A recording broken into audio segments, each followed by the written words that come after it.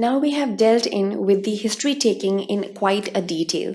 While I was already emphasizing on the fact that the clinician or the psychiatrist should empathize with the patients, so you have a very intimate or a close relationship when you have that patient-doctor relationship while you're taking that psychiatric history. You have a lot of intimate questions. You have a lot of questions towards the past history of that patient, towards the childhood history of that patient, and you get a complete note and you get the complete diagnosis only when you dig out that information from that particular patient. But sometimes all of these phenomena, they usually raise a lot of problems for the psychiatrist as well. Now, if one is working as a practicing psychiatrist, and if he is a good psychiatrist, he'll come across these problems quite oftenly, the problems of transference and co-transference. Now, one psychiatrist should basically know how to deal with these problems as well, because if he doesn't know how to deal with these problems, he's going to be in trouble. So response to these patients' histories is again very important. There is a multiple kind of responses that you get. Some are quite positive, some are quite negative, and you should know how to deal with these positives and negatives at the same time. So in this section, we're going to focus upon the effective responses to the patient's histories. So to get that effective response, basically working as a psychiatrist, you have that goal in your mind that you have that healthy patient at the end of your counseling sessions.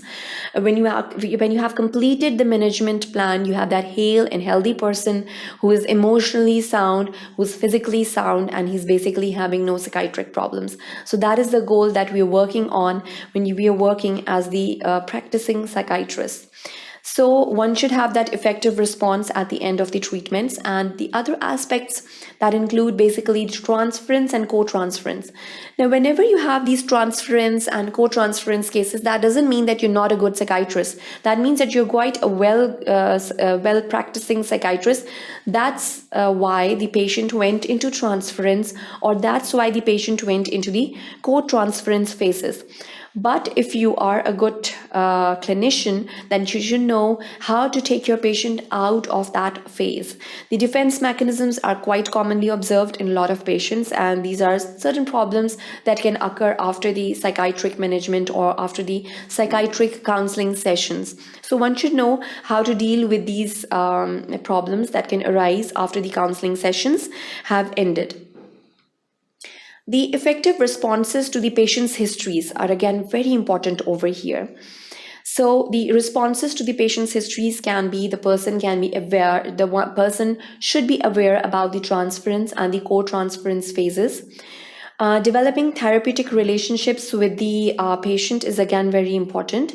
Retaining the compassion. One should have the compassion with the patient, but it should not be of a personal type. So one should basically emphasize again and again while dealing with the counseling sessions that I'm just your psychiatrist. I'm just helping you come out of that particular phase. These compassionate sentences are going to make the bond stronger, but still the person is going to not idealize the psychiatrist as a person to whom he can have the personal feelings with. Their non-judgmental attitude is again very important whenever you're working as a psychiatrist. Sexual history has to be taken in detail from the patient. It's very important, and the shyness or awkwardness cannot come over on a psychiatrist while he's taking this history. He has to ask questions regarding the sexual life of the person. So working as a psychiatrist is no shame, and there are no basically awkward movements. You should not basically make the patient awkward while he's telling you his history of the sexual influences that he had in his life. The effective communication is again very important. It should be a friendly communication in a friendly environment, and then obviously the psychiatrist should empathize with the patient as well, and the questions should be more of the open-ended kind. So that is basically going to lay the foundation towards the effective communication skills. So the other aspects basically include the rapport with the patient. So maintaining the rapport with the patient is again very important. How can you establish that rapport? Showing the sense of understanding and achieving a common goal.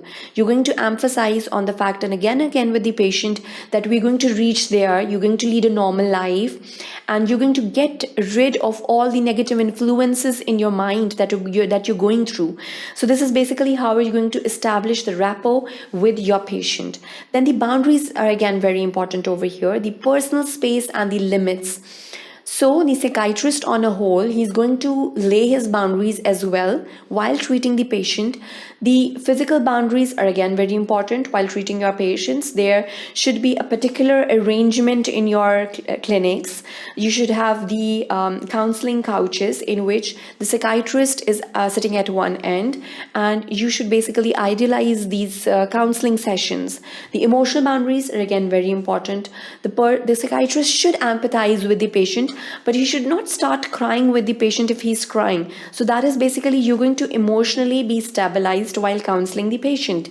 The significance for one's protection is again very important while you're treating patients with schizophrenia or the bipolar affective disorders if he's in a phase of mania in that particular state. Sharing personal information, basically the psychiatrist should avoid to cross the emotional boundaries and share his personal information with the patient, using the information in a planned manner. Even if he is sharing a personal information, he should basically have a plan. Why is he sharing that information? He should have a plan in his or her mind. So that is very important. The collaborative working with patients and their families at the same time is again very important.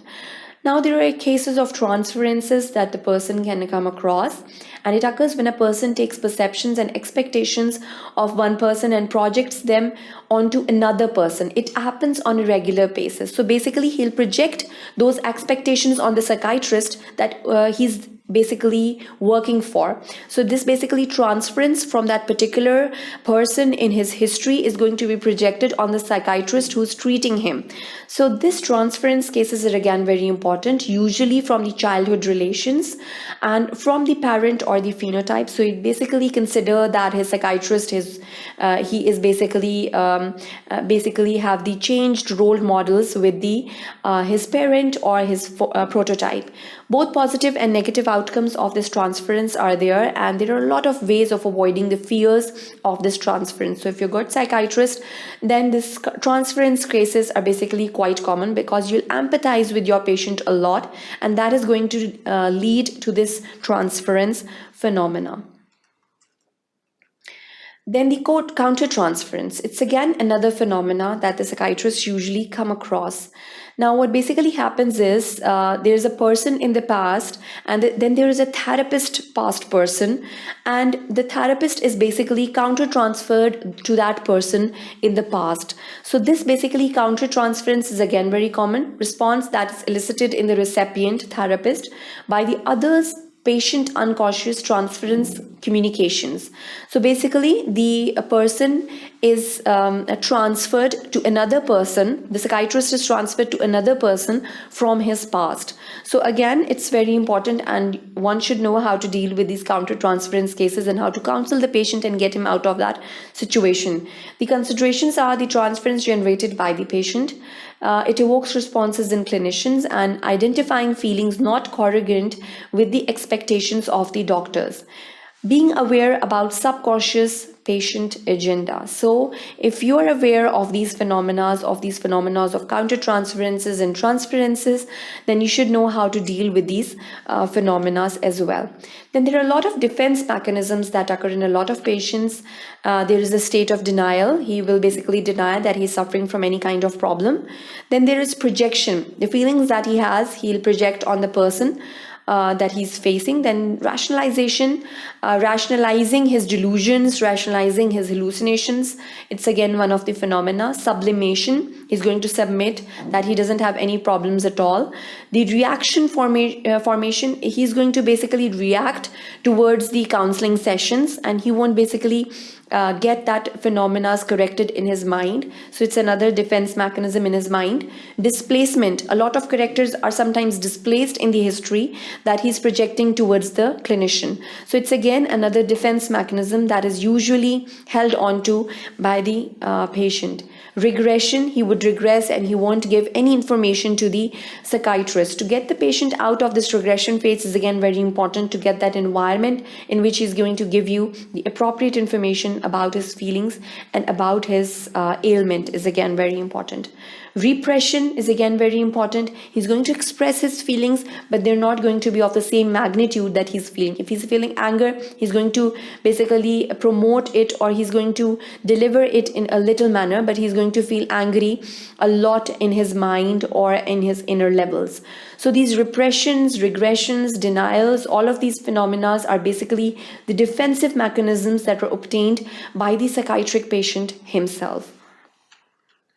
Developing personal communication style is not every clinician has its own communication style, and he should not copy others for his communication style. So basically in this section, we dealt with the different responses that a clinician may get when he takes the history from a psychiatric patient and how he's going to deal with these problems. So that is the end of this section. Thank you for watching sqadia.com.